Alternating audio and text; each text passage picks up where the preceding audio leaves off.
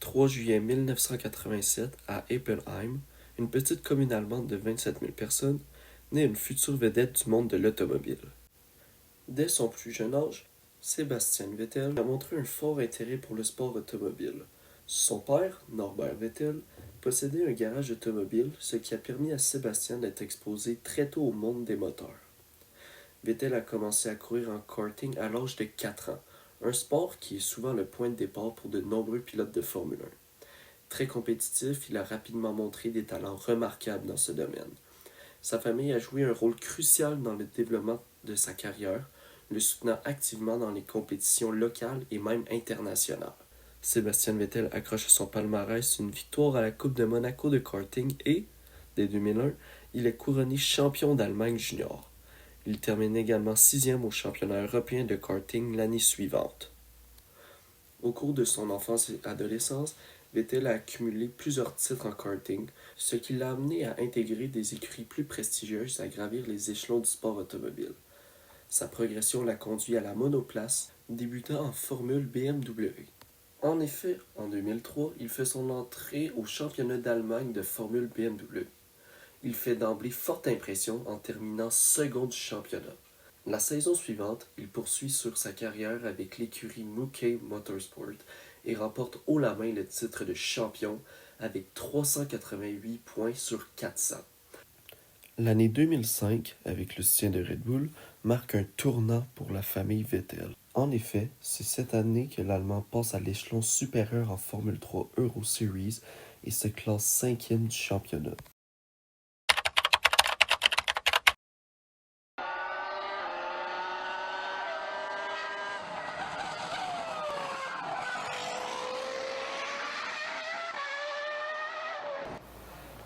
En 2005, Sébastien Vettel n'était pas encore pilote titulaire en Formule 1, mais il a commencé à attirer l'attention grâce à ses performances prometteuses lors des tests de pré-saison.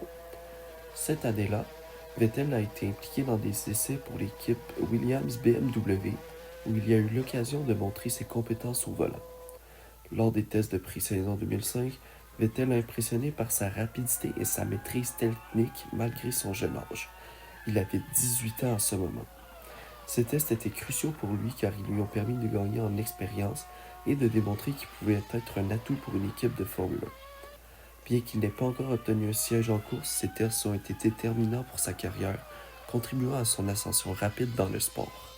It was amazing. It was unbelievable. I mean, I can't even find the words to describe it because the feeling I got, especially in the first laps, was just something really new. And at the beginning, it was just about shifting at the right point, not too late, because the massive power of the engine just, all the straight is just acceleration like hell. It was unbelievable. And as well as the braking, at the, after some laps I got some confidence and then I just, got to know what the brake could do. And it was amazing. I mean, the deceleration as well, it was just as if somebody kicks you at the head. It's amazing. En août 2006, à partir du Grand Prix de Turquie, Sébastien Vettel est promu 3e pilote pour l'écurie BMW Sauber. Il poursuit sa carrière en Formule 3 durant cette année, tout en participant à certaines séances d'essais libres en Formule 1. En revanche, lors du Grand Prix du Canada, un an plus tard, le drame survient.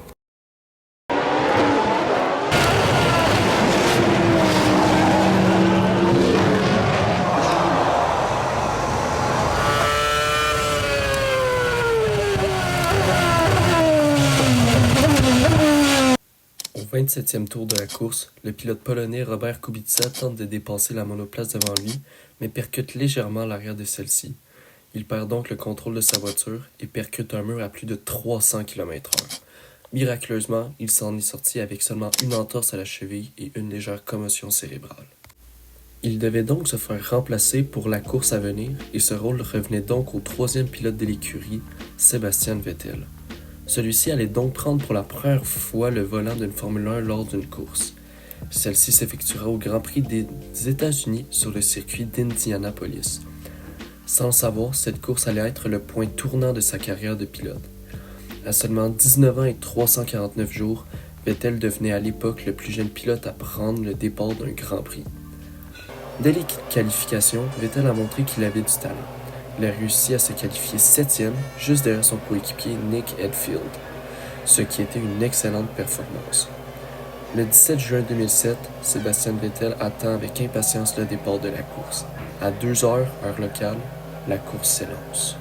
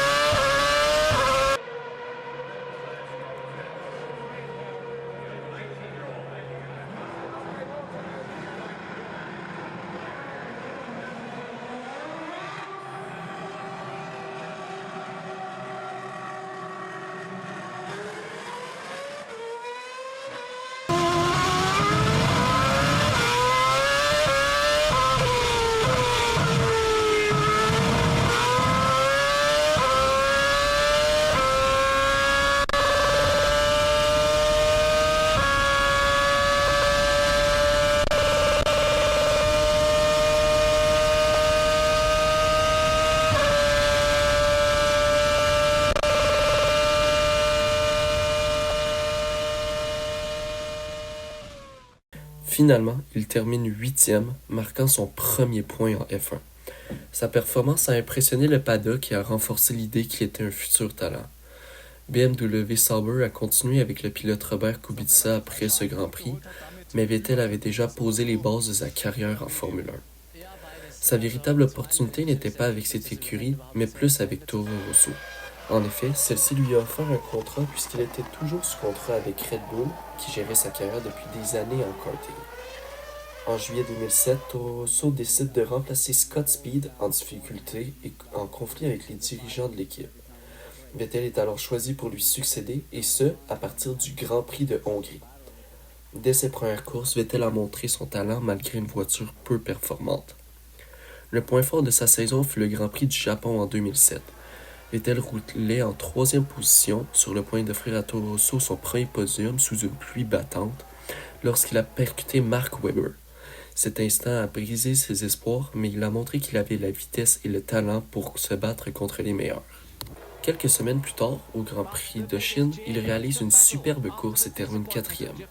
Ce fut le meilleur résultat de l'histoire de Toro Rosso à ce moment-là, et cela a définitivement prouvé qu'il méritait sa place en Formule 1. Au terme de la saison, il finit 14e sur 22 pilotes avec 6 points malgré son arrivée tardive.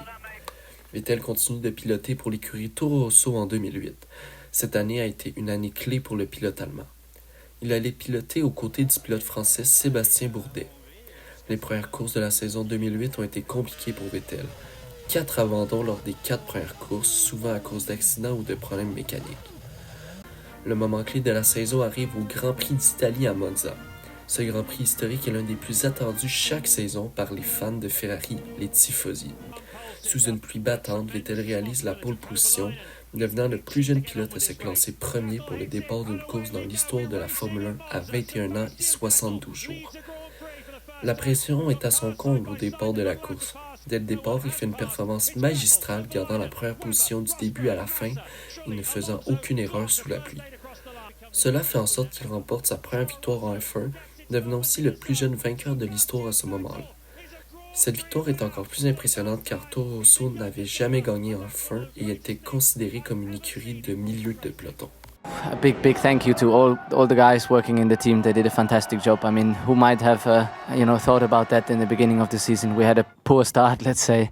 Then we got better and better. And I mean, in these conditions, we can make a bit of our gap by a bit more effort or staying a bit longer full throttle. But it's great. It's fantastic. I'm speechless. Après Monza, Vettel enchaîne les performances solides, notamment une 4e place au Brésil sous la pluie où il dépasse Lewis Hamilton en fin de course. Il termine 8e du championnat avec 35 points devant son coéquipier Sébastien Bourdet. Ses performances attirent l'attention de Red Bull qui le promeut dans l'équipe principale pour 2009 à la place de David Coulthard, soit aux côtés de Mark Webber. La saison 2009 débute enfin et lors du Grand Prix de Chine, troisième course de la saison, Vettel réalise un week-end parfait. Il obtient la pole position sous la pluie et offre une victoire à Red Bull, ce qui en fait son premier succès en Formule 1 avec cette écurie. Cette course marque le début d'une ère compétitive pour Red Bull. Il obtient 3 victoires supplémentaires à Silverstone, à Suzuka ainsi qu'au Grand Prix d'Abu Dhabi. Malgré un début difficile, Vettel enchaîne les bonnes performances et termine vice-champion du monde avec 84 points derrière Jenson Button. Cette saison pose les bases de la domination future de Red Bull et de Vettel. Son talent est confirmé et il devient le plus jeune vice-champion de l'histoire. La saison 2010 est une année historique pour Sebastian Vettel puisqu'il décroche son premier titre de champion du monde de Formule 1, devenant le plus jeune champion de l'histoire à 23 ans. Dès les premières courses, Vettel et Red Bull affichent un rythme impressionnant avec la RB6, souvent la voiture la plus rapide. Cependant, plusieurs problèmes mécaniques et erreurs compromettent son début de saison. Il réalise 10 pole positions dans la saison, confirmant son statut de pilote le plus rapide. Avant la dernière course à Abu Dhabi, Vettel est troisième du championnat derrière Alonso et Webber. Ses chances de titre semblent minces, mais tout bascule. Il réalise la pole position et mène la course de bout en bout. Alonso et Webber restent bloqués derrière Vitaly Petrov après un mauvais choix stratégique de leur écurie. Vettel gagne la course et devient champion du monde. Avec ce titre, Vettel bat le record de plus jeune champion du monde de F1 à 23 ans et 134 jours, un record toujours inégalé. Sébastien Vettel continue d'enchaîner les performances impressionnantes et décroche 3 autres titres de champion du monde en 2011, 2012 et 2013. La Formule 1 introduit en 2014 les nouveaux moteurs hybrides V6 turbo et Red Bull, motorisé par Renault, souffre face aux nouveaux moteurs Mercedes bien plus performants. La Red Bull n'est plus la voiture dominante et Vettel peine à s'adapter. Ses meilleurs résultats de la saison sont en Malaisie et en Espagne où il décroche la 3e place. En revanche, à Singapour et au Japon, il termine en 2e place et ce sera ses meilleurs résultats de l'année. Il termine 5e du championnat, loin derrière les Mercedes de Lewis Hamilton et Nico Rosberg. L'année 2014 marque la fin de l'ère Red Bull pour Sebastian Vettel. Après une saison difficile, il choisit un nouveau défi avec l'écurie Ferrari, où il espère retrouver la victoire et se battre à nouveau pour des titres. Dès sa 2e course avec Ferrari, il remporte le Grand Prix de Malaisie, battant les Mercedes de Lewis Hamilton et Nico Rosberg grâce à une meilleure stratégie et une gestion parfaite des pneus. Cette victoire est un moment fort car elle met fin à une période de 34 courses sans victoire pour Ferrari. Vettel s'affirme rapidement comme le seul véritable adversaire de Mercedes, enchaînant les podiums, 13 au total, et de très bonnes performances. Même s'il termine 3e du championnat derrière Hamilton et Rosberg, Vettel marque plus du double de points de son coéquipier Kimi Räikkönen et prouve qu'il est capable de mener Ferrari vers le succès. La saison 2016 est une année frustrante pour Sebastian Vettel et Ferrari. Après une première saison encourageante en 2015, l'équipe espère se rapprocher de Mercedes, mais elle recule au classement et termine même derrière Red Bull. Pour la première fois depuis 2014, Vettel ne remporte aucune victoire sur l'année. La frustration monte chez Vettel qui se retrouve impliqué dans plusieurs accidents. Par exemple, au Grand Prix du Mexique, il insulte Verstappen et Charles Whiting, son ingénieur, à la radio après un duel serré. Vettel termine 4e du championnat derrière Nico Rosberg, Lewis Hamilton et Daniel Ricciardo. Son meilleur résultat est une 2e place à 3 reprises au Grand Prix de Chine, du Canada et d'Europe. La saison 2017 marque un grand retour en forme pour Sebastian Vettel et Ferrari. Après 2 années sans victoire, il se bat pour le championnat face à Lewis Hamilton et Mercedes dans un duel intense qui dure jusqu'aux dernières courses. Ferrari commence la saison avec une monoplace très compétitive, permettant à Vettel de briller dès les premières courses. Il gagne en Australie, à Bahreïn ainsi qu'à Monaco. Malheureusement, à partir de Singapour, la dynamique change et les espoirs de titre s'effondrent. À Singapour, Vettel a un accrochage au départ avec Verstappen et Kimi Räikkönen et il abandonne. Il a de nombreux problèmes de fiabilité au Grand Prix suivant et cela fait en sorte que Hamilton enchaîne les victoires et creuse l'écart au championnat. Malgré une victoire au Brésil, il est déjà trop tard. Hamilton est champion dès le Grand Prix du Mexique. Sébastien Vettel termine la saison avec 5 victoires et la deuxième place au championnat. La saison 2018 a été marquée par le Grand Prix d'Hockenheim en Allemagne. En effet, Sébastien Vettel mène la course, mais sous la pluie, il fait une erreur et sort de piste, abandonnant devant son public. Pendant ce temps, Lewis Hamilton, parti 14e, gagne la course, prenant la tête du championnat. Cette erreur est souvent vue comme le tournant de sa carrière. L'Allemand perd le moral durant le restant de la saison et termine deuxième au classement des pilotes, encore une fois derrière Hamilton. La saison 2018 est une immense déception. Vettel avait une voiture capable de jouer le titre, mais ses erreurs et les performances des Mercedes lui ont coûté celui-ci. Il ne le savait pas encore, mais cette saison était la dernière où il avait une chance de devenir champion du monde. La saison 2019 marque le début du déclin de Sébastien Vettel chez Ferrari. Son nouveau coéquipier Charles Leclerc impressionne par ses performances, notamment en Belgique et en Italie, où il décroche la victoire à 2 reprises. Ainsi, Vettel va perdre le statut de pilote numéro 1 pour son écurie et Leclerc prendra cette place. Vettel gagne son seul Grand Prix de l'année à Singapour grâce à une meilleure stratégie. Vettel termine 5e du championnat des pilotes derrière Lewis Hamilton, Valtteri Bottas, Max Verstappen et Charles Leclerc. Ferrari commence à perdre confiance en lui et son avenir chez l'équipe devient incertain. Avant même que la saison ne commence, retardée par la pandémie de COVID-19, Ferrari annonce que Vettel ne sera pas prolongé en 2021. Il sera remplacé par Carlos Sainz, ce qui montre que l'équipe ne compte plus sur lui. Cela affecte clairement sa motivation et ses performances. La monoplace est très lente à cause des restrictions sur le moteur Ferrari. Vettel lutte pour entrer dans le top 10 et ne parvient presque jamais à se battre pour des podiums. Ses courses sont marquées par des erreurs et des tensions avec Ferrari qui semblent privilégier Charles Leclerc. Son seul bon résultat est une 3e place en Turquie où il profite des conditions de pluie et de son expérience pour remonter dans le classement. Il termine la saison 13e du championnat, son pire classement depuis ses débuts en Formule 1. Malgré une saison difficile, Vettel trouve un nouveau défi. Il signe chez Aston Martin pour 2021, espérant un retour à neuf après cette saison désastreuse. Cette année, son premier résultat notable est une 5e place à Monaco, montrant une nette amélioration. Lors du Grand Prix de Bakou, Verstappen est impliqué dans un accident et lors du départ de la course, Hamilton fait une erreur au freinage au premier virage, ce qui permet à Vettel de saisir la 2e place de la course, offrant à Aston Martin son premier podium en F1. Ce résultat est un moment fort, prouvant qu'il a encore du talent malgré ses difficultés. Il termine 12e au championnat avec 43 points, devant son coéquipier Lance Stroll, fils du propriétaire de l'écurie. La saison 2022 se déroule assez bien pour Vettel. Il termine souvent dans les points, dominant largement son coéquipier Lance Stroll, malgré une voiture peu compétitive. Le 28 juillet 2022, juste avant le Grand Prix de Hongrie, Sébastien Vettel publie une vidéo sur le réseau social Instagram.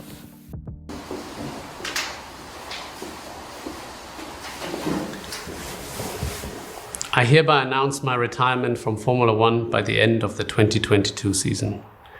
Probably I should start with a long list of people to thank now, but I feel it is more important to explain the reasons behind my decision. Il annonce qu'il prendra sa retraite à la fin de la saison. Il explique vouloir passer plus de temps avec sa famille et s'engager dans des causes environnementales.